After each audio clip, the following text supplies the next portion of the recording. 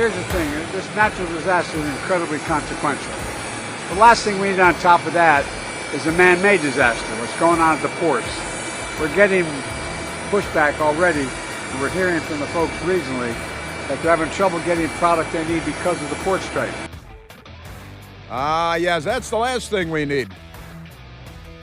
Well, you mean like organized crime taking over the ports on the East Coast and the Gulf of Mexico and the United States? That's the last thing we need. The disasters president. He's the crises president. The pandemonium president. That's not just a bear from China anymore. They aren't even bears. And they just lay around doing nothing.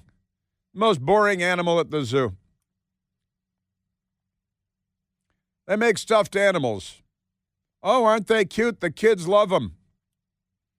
And don't let them in the enclosure with the panda. Just saying. Well, happy Thursday to you and welcome. We naturally have been talking about Doug Emhoff, the second gentleman of the United States. And in fact, to Michael, we were just talking to Mike, and it's true, the Doug Emhoff $80,000 hush money was to the nanny who was nannying his, is that what nannies do? Are they nannying? Nannying the kids from his first marriage. You might understand why it's his first marriage when you hear that he impregnated the nanny. And then what did he do? Pay for give her a ride to the Planned Parenthood thing, and then here's $80,000, and will you sign this non-disclosure agreement, please? It's good to not be a Republican, isn't it? Because I recall a non-disclosure agreement into which President Trump entered involving a woman, and that led to 34 felony counts. And I think it's past time that the Speaker of the House, the Republican Speaker of the House of Representatives, and a whole passel of Republicans in the House of Representatives need to come out and hold a press conference and announce that they're demanding the Justice Department appoint a special counsel to look into the conduct of the second gentleman who, if his second, is it just his second wife? If his second wife is elected president of the United States, and hopefully she won't be, I'm signing the cross, but he would become the first gentleman of the United States of America. And as the first gentleman in the history of the country, I think it's important that he not be famous for beating women, impregnating nannies, and paying the women off. He's the pound me too first gentleman.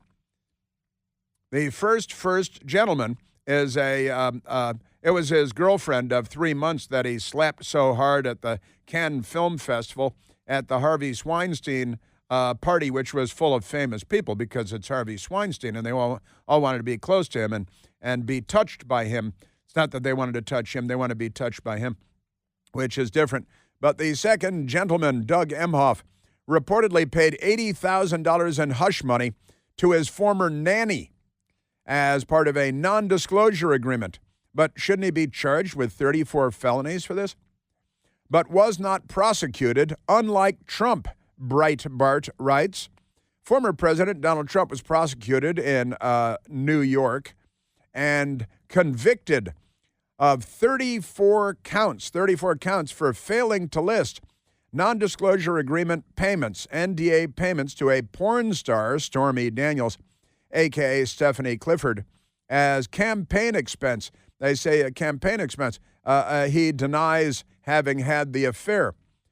But Democrats, including Emhoff's wife, Vice President Kamala Harris, have referred to Trump as a convicted felon, referring to the New York case. Yet Doug Emhoff, too, allegedly paid hush money, $80,000 in hush money, to a woman to silence her. You know, the Democrats love silencing women, don't they? They silence women all over the place by various means. Extraordinary stuff.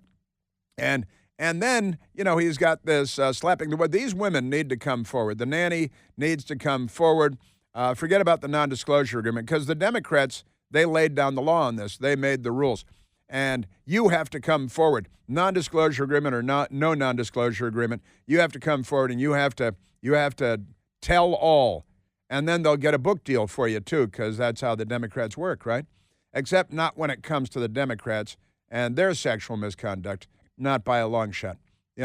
Ted Kennedy killed Mary Jo Kopechne. There was just, going home late at night, and there was nothing to see there. And then he rolled the car over that bridge in Chappaquiddick and left her there upside down, and he went and got brunch with his friends. But that's okay. They ran him for president after that. The Democrats, it's almost as if they don't care about human life or women. Amazing stuff. But back to Doug Emhoff. Because Doug Emhoff, who's now known as Thug Emhoff, and his friends call him Slugger, because of the way he treats women. And when you're a Democrat, that's not a problem. Thug, the slugger. And then he gets the non-disclosure agreement, knocking up the nanny. And the nanny was also the kid's school teacher at the private school, $41,000 a year per student. And that's all fine because they're of the people. They're salt of the earth types, So Emhoff acknowledged the affair with the nanny on CNN once the story broke, but did not mention impregnating the nanny, just left that detail out. And CNN, they didn't look into it. They're not even talking about it today. Didn't mention the fate of the child either. CNN didn't ask. Democrats and the media, nonetheless, praised Doug Emhoff for reshaping the perception of masculinity because they believe that, in masculinity, you assault women, you impregnate the nanny while your wife is downstairs, and then you pay for her abortion or you sell the child into sex slavery in Mexico with the cartels. Which is it, Emhoff? Which is it? They got to ask because you got to ask these questions. On Wednesday, that's yesterday, the Daily Mail out of the United Kingdom reported that Emhoff had forcefully slapped a girlfriend in 2012, which prompted her to leave him, as it often does. It added, the Daily Mail did, that Emhoff allegedly paid the nanny a settlement of around $80,000. Was it in American money, do you think, or was it maybe in pesos? What was it? What do they say? Around 80,000. Was it 78,650? Was it? We're going to need an accurate number because, and the Republicans in Congress need to demand a special counsel. We've got to look at this non-disclosure agreement. He's got to get the full Brett Kavanaugh treatment. I think hearings have to be called, and he needs to be subpoenaed by the Republicans in the House of Representatives to appear before Congress and explain his violent abuse of women and, of course, the knocking up of the nanny thing because we got that going for it. And if you're a Republican, this would be a big story. But today it's not in the Washington Post. I'm sure it's not in the New York Times. It's not being discussed on CNN or MSNBC because you know the rest. Wah, wah, wah. It's not clear when the $80,000 was paid to the nanny or over what period of time. The nanny lives in New York, where Trump was prosecuted.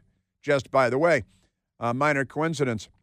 Emhoff divorced his first wife in 2009. I'm betting maybe the wife divorced him in 2009, but let's not pick nits. And married Kamala Harris in 2014. She ran for the Senate in 2015, 2016. Not clear if Emhoff also had a non-disclosure agreement with the alleged victim of his assault in France. Her story has not emerged until now. The Daily Mail sources are all the alleged victim's friends. She herself declined to comment, as did Doug Emhoff, as you might expect. But all of this is fine when you're a Democrat because, they're all the same. I think they give men a bad name, right? And they, at the same time, they give women a bad name, don't they? So they just give people a bad name. They give humanity a bad name. And they don't like people, do they? They're not people. Boy, I'm telling you. Yes, sir. All right, let's. We could take another call. We've got a lot of news to get to, a lot of stories to get to. Although this story ought to be a big story, the Emhoff story ought to be a huge story. You just changed the D after his name to an R after his name, and it is a big story. That's how corrupt our news media is. And what is that last big story I saw the news media was covering up, and on the Twitter on X, the first thing was, you can't hate the media enough. And I think, everybody feels that way, right? Let's go to a telephone call. Let's go to the telephones. We're at 888-630-9625. Let's go to Jay calling from Arlington, Virginia. Jay, you're on the Chris Plant Show. Good morning, Chris. I think you and Mike are once again right on target. If this was a Republican, the media would have bumper-to-bumper coverage. I think we have to keep in mind, though, whether we're speaking about Kamala and Willie or Doug and the nanny, too often Democrats provide bumper-to-bumper coverage themselves. That's exactly the problem. The second problem I have with that is when you speak about Doug and the nanny, I can't help but think of the nanny in what was it, the Brady Bunch, or was it in Family of Her? No, that was Mr. French.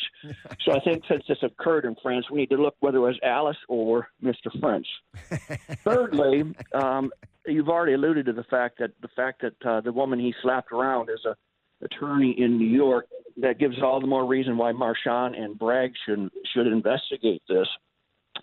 But there will be the Democrats will say, well, the second gentleman is not a government employee. But what we need to be concerned about is elicited from his prior experience. When his girlfriend at Cannes was hailing a taxi, he became wildly jealous. And what we've seen is that no matter who he's fiddling, he will not play either second fiddle or second gentleman to anybody. So he is now second gentleman, and I think we need to be concerned for Kamala, the woman's safety and health. Whether if he knocked around one person because he's playing second gentleman, he probably has done it again. So I think that's all the more reason we ought to investigate that. And that's all I've got. You are 100% right, and I should have gotten there myself. I'm concerned now she has Secret Service protection, although they've been a little sketchy lately too. But and that's why it's the Secret Service. They've got his Secret Service code name is Thug. It's Thug. Thug is on the move. Slugger is gone. He's got two Secret Service code names. Like Cobra and Clam. What was it? Clamshell. Cobra and Clamshell. That's right. Yeah, Cobra as Joe Biden is walking around naked. That is the secret, and that's actually 100% true. Joe Biden walking around naked and skinny dipping in the vice president's residence at the pool, and Secret Service would say Cobra, Cobra, Cobra when Joe Biden is naked and wandering around. And then Jill would join in sometimes, walking around naked and then going to the pool naked at the vice president. And then the Secret Service say clamshell, clamshell, clamshell to alert everyone that there are terrifying things on the horizon just around the next turn. Amazing stuff. But, no matter where it is, it's bumper to bumper in the hot tub. And it is always in the hot tub with their hands all under the water. And, and Slugger Emhoff, he lives in the vice president's residence. Is she safe? That is a question that needs to be asked by the news media, by the New York Times. It needs to be asked at the White House briefing today. I think. We've seen.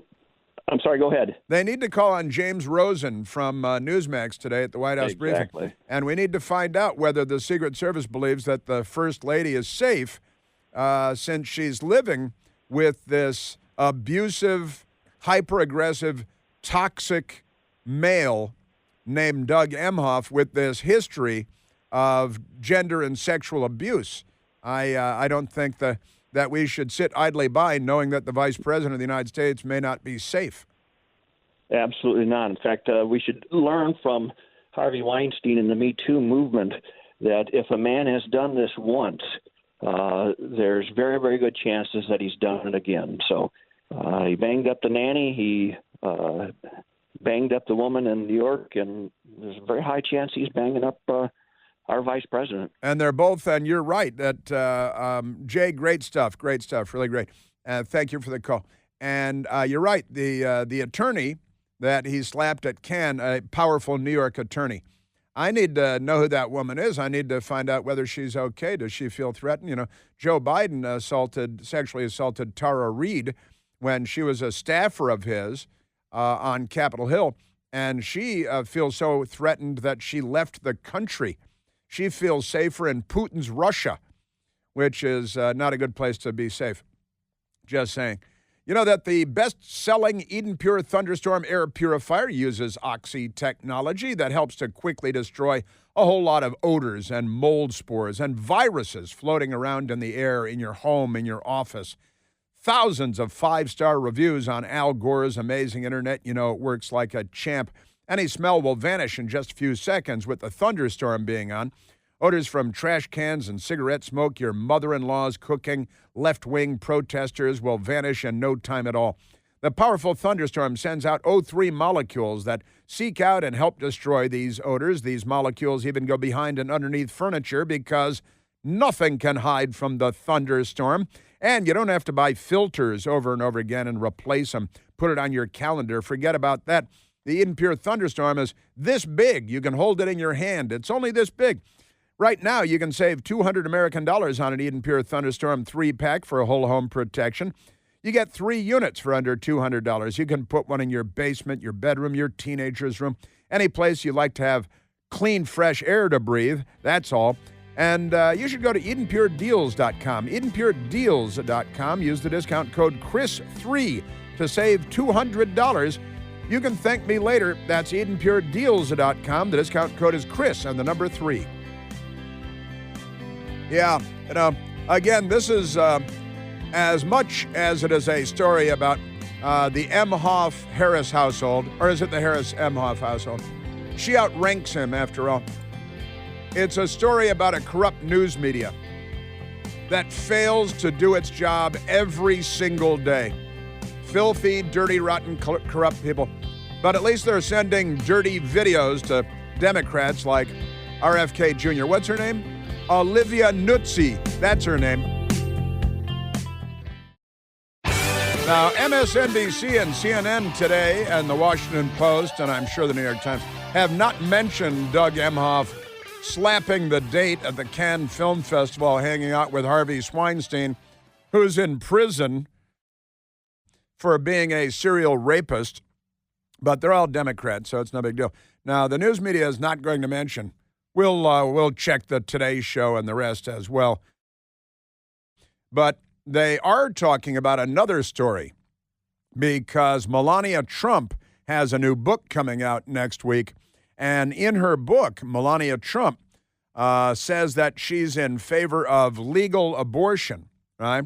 Oh, no, but her husband overturned Roe versus Wade, which, of course, he didn't do.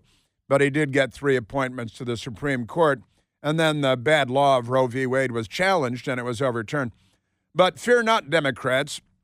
Last year, there were more than 1 million abortions in the United States, and that's the highest number in more than a decade for a single year, the year after Roe v. Wade was overturned.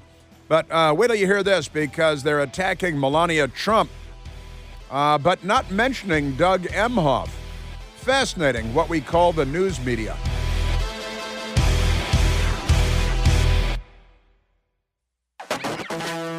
The Guardian reports that in her book, entitled Melania, due out next week, Mrs. Trump proclaims that she is a passionate supporter of a woman's right to control her own body, including the right to abortion.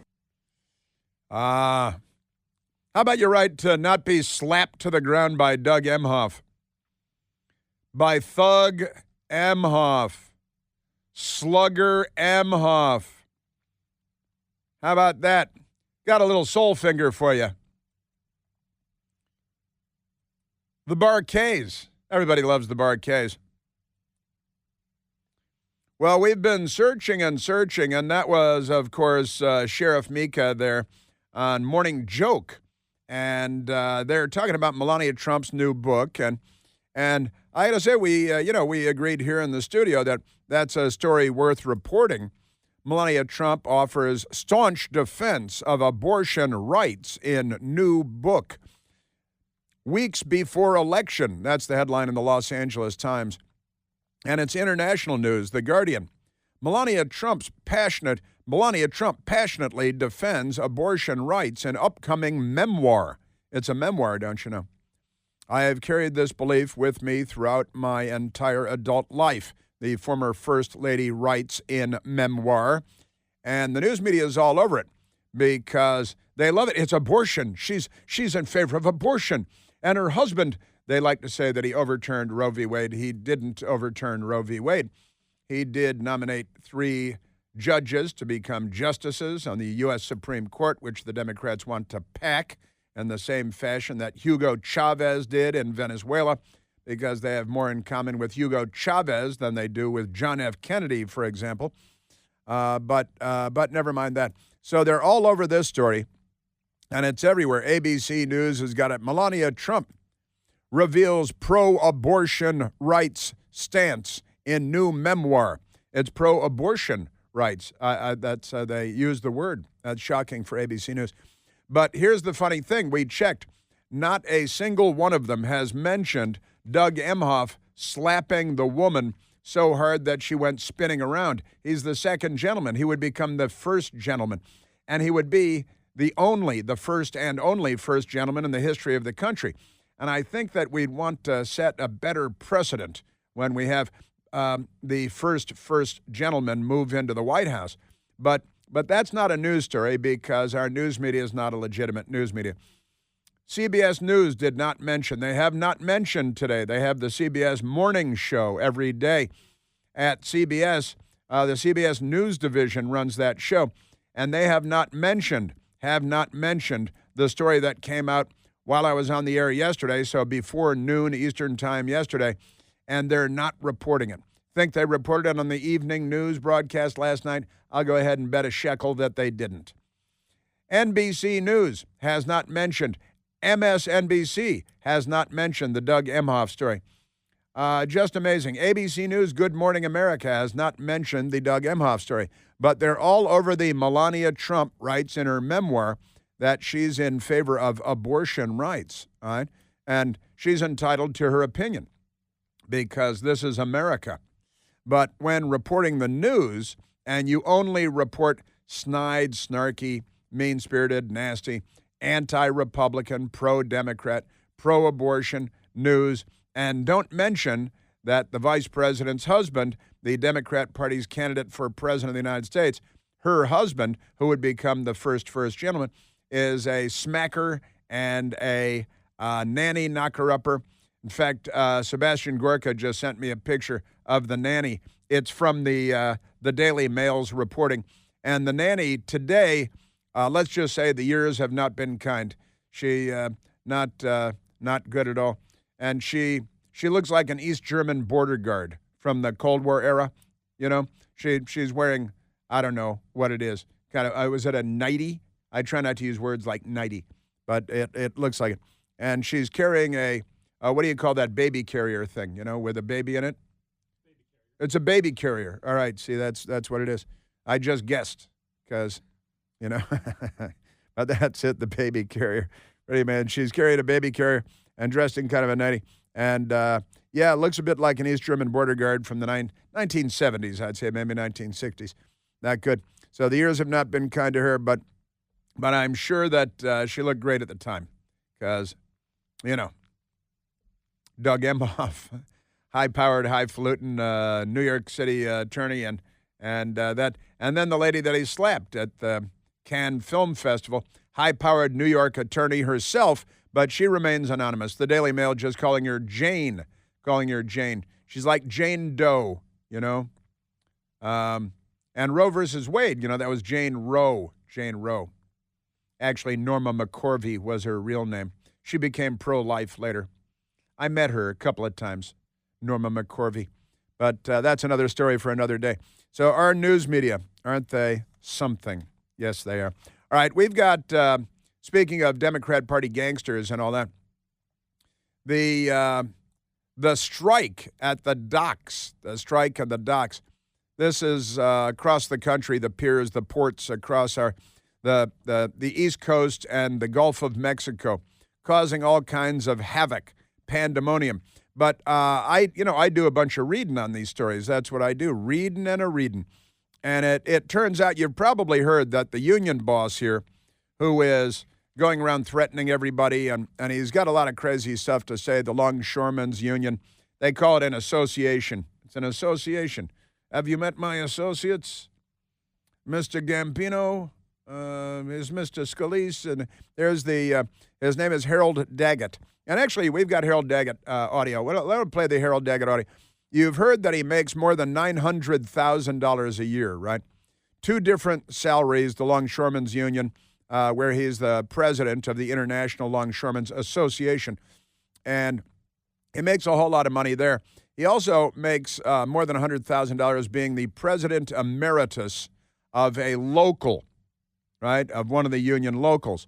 And he apparently has a Bentley automobile, which are very beautiful. I'd like to have a Bentley automobile. And he's seen driving it around anyway. And he's got a yacht, like a 70-something foot yacht. And he makes nearly $1 million a year, more than $900,000 a year. And that's fine. That 70-something foot yacht and the Bentley. And he's got a house in Florida and a $2.5 million house in New Jersey, too, because it's good to be the boss, you know what I mean? And it's pretty amazing stuff. But he's got $728,000 in income from the International Longshoremen's Association, $728,000, plus $173,000 from the local, the International Longshoremen's Association local, 1804-1, because you got to have a -1. There's another president emeritus at the -2 who's making another $173,000. And the average member of the Longshoremen's Union makes $81,400, I think, a year. That's pretty amazing stuff. But he's got a lot going on. Now, he has been out there threatening the world because it's a shakedown. It's racketeering. And there's plenty of evidence of that, too. Now, let's go to, where does he begin? Soundbite number 14. Number 14. Harold Daggett, the president of the International Longshoremen's Association. And he wants you to know that they want their money and they want it now. They want a 77% pay increase over the life of the contract. It would be a 6-year contract. Their current 6-year contract is expiring, and they want more. They've already been offered 50% increase over the next 6 years, the course of the contract, plus better medical and presumably dental, too. I think dental. And better retirement benefits, you know, because they got that. Here's Harold Daggett. Now I have the president screaming at me. I'm putting a Taft-Hartley on you. Go ahead. That's a lie. No, he's not. Taft-Hartley means I have to go back to work for 90 days. You said the opposite. That's a cooling off period. Do you think when I go back for 90 days, those men are going to go to work on that pier? Do you think? It's going to cost the companies money to pay their salaries. Well, they went from 30 moves an hour maybe to 8. On that pier? They're going to be like this. You got to be like this. Who's going to win here in the long run? He's going like this. You're better off sitting down and let's get a contract and let's move on with this world. And in today's world, I'll cripple you. I'll cripple you. Because in today's world, I'll cripple you. Now, let's ask him about the dead body found in the trunk of the car at the diner in New Jersey. But Harold Daggett, this is from September 5th, not so long ago, when he's talking about the strike and what'll happen if you let this go on. First week, be all over the news every night, boom, boom. Second week, boom, boom. Guys who sell cars can't sell cars because the cars ain't coming in off the ships. Bada bing. They get laid off. Third week, malls start closing down. The malls. They can't get the goods from China. Be a real They shame. can't sell clothes. They can't do this. Everything in the United States comes on a ship. Everything. They go out of business. Construction workers get laid off because the materials aren't coming in. Got a the gun. steel's not coming in. The lumber's not coming in. They lose their job. Everybody's hating the longshoremen now because now they realize how important our jobs are. Yeah. Was he on his 76-foot yacht when he said that?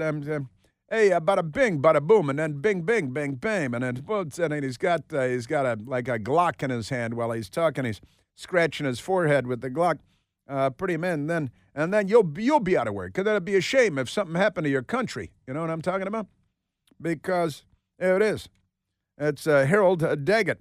He was talking to NBC in New York, and you know who the bad guys here? It's those companies because they're making billions in profit, and we just want our fair share. We want our piece, and we'll destroy the whole place if we don't get it. Those greedy companies are making billions of dollars, and they don't want to share. That's why we're out here now fighting for a contract. They're we're greedy. Going to fight for it, and we're going to win it. Or this portal will never open up again. From here to Houston. I'm not playing games here. Or this port will never open again. And I'm talking to, hey, you, over there. Hey, honestly, if this guy's got a nanny, I think I know what's going on there.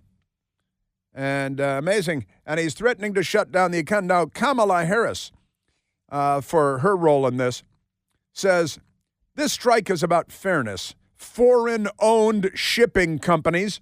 That's racist to call them foreign-owned shipping companies. Foreign-owned shipping companies have made record profits. She'd like to see them making less money every year. You don't want to make more money this year you made last year. You want to make less because the commies are here. Foreign-owned shipping companies have made record profits, and executive compensation has grown. They should make less every year. The Longshoremen, who play a vital role transporting essential goods across America, deserve a fair share of these record profits. You feel the handgun being waved around here? Donald Trump wants to pull us back to a time before workers had the freedom to organize. That is a fabricated lie by this lion Sacagawea. She's a great big lion Sacagawea. Just unbelievable. Yeah, Donald Trump. And then you turn to a political attack. And these gangsters are threatening to burn the place down. Again, talking to NBC, fake news daggett there. And, hey, but, gosh, you're threatening to shut the economy of the United States down, and, it's a shakedown. What do you say to people who don't understand what you guys do, and they don't want the economy to shut down, but they don't fully understand the job of the men and women who work here? That's the problem. Nobody knew what the longshoremen were. That's the problem. Respected, but now we will. Now we will when they find out malls are going to shut down because goods can't come in. Car salesmen are going to get laid off. Well, guess what? Everything that comes in this country comes from the containers off these ships that my men work. And I want the world to know it. They learned during Don't come after us saying we're greedy. Go after those greedy that own these companies in Europe. Go after them. They're sitting over there taking $4 billion bonuses for themselves at Christmas time. That's got to stop. Did he call them Mama Jammas? Those Mama Jammas over there, I think. Something like that. Now, again, the 76-foot yacht, the New York Times reported that he's driving around in a Bentley. And what's the problem with that? Now, The City, which, reports out of New York. It's a New York publication. They had a fun story. May 8th of 2023, on the New York-New Jersey waterfront, the legacy of the mob endures. And, Marlon Brando and On the Waterfront and, could have been somebody instead of a bum, which is what I am. It was the flies. This is how the story begins from last year. It was the flies buzzing around the trunk of the silver Acura parked behind the Huck Finn Diner in Union, New Jersey that first drew notice. On closer inspection, the diner's owner detected a foul stench. He called the police. Inside the trunk was the decaying body of a gangster, a reputed member of the Genovese crime family who managed the mob's rackets on the New Jersey waterfront. Lawrence Ricci, 60 years old, had gone missing 2 months earlier amid a corruption trial in Brooklyn. He had been accused of conspiring with officials of the International Longshoremen's Association to win contracts for the union's benefit, tied to the mob. They got tied to the mob. And wait a minute, where does the story go from there? Well, Harold Daggett was elected president of the International Longshoremen's Association, which represents some 43,000 workers in the ports from Maine to Texas. He's in the middle of this RICO case from several years ago, and one of the key figures disappeared. They couldn't find him until the flies drew attention to the trunk of the car in the parking lot of the diner in Union, New Jersey. Then they found him. Interestingly, they were later acquitted. I could have been a contender. I could have been somebody. instead of a bum, which is what I am. Let's face it.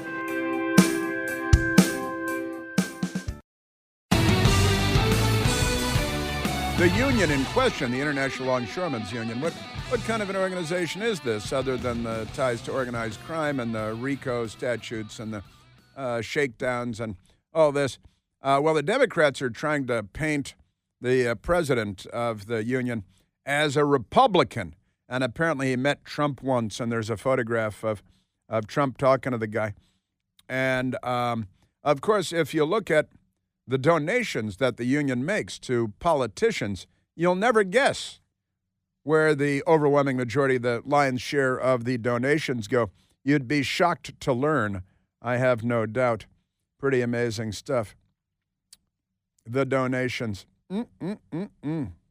Yeah, and in fact, Harold Daggett donating $1,500 to Barbara Buono. Barbara Buono. That's a nice Italian name. Let's go to the telephones. Let's go to Carol calling from Bowie, Maryland. Carol, you're on the Chris Plant Show. Yes, sir. I see in the next couple of weeks the fact that Daggett and Harris will get together, and somehow it'll all be fixed, and it'll show us what a wonderful president that she'll be able to make. You know, are you a psychic? I'm thinking about it. I guess that's probably, I'm going to bet $1 that you're absolutely right. And that, you know, Joe Biden mumbled something about it this morning, but you are 100% right that everything is rigged, everything is fixed, everything is a lie coming from these people, certainly. You might have noticed that yourself, Carol. And you're right, they'll have Kamala sit down in a room with with the union boss, or maybe they'll meet in the trunk of a car in the parking lot of a diner in New Jersey, but which might be the case. But you're right, and then the news media will applaud, and they'll be breathless. They'll have tears in their eyes at what great leadership she has demonstrated and saved the economy. You should, if you're not a psychic, you should go into the psychic business, because it sounds like you can read the tea leaves.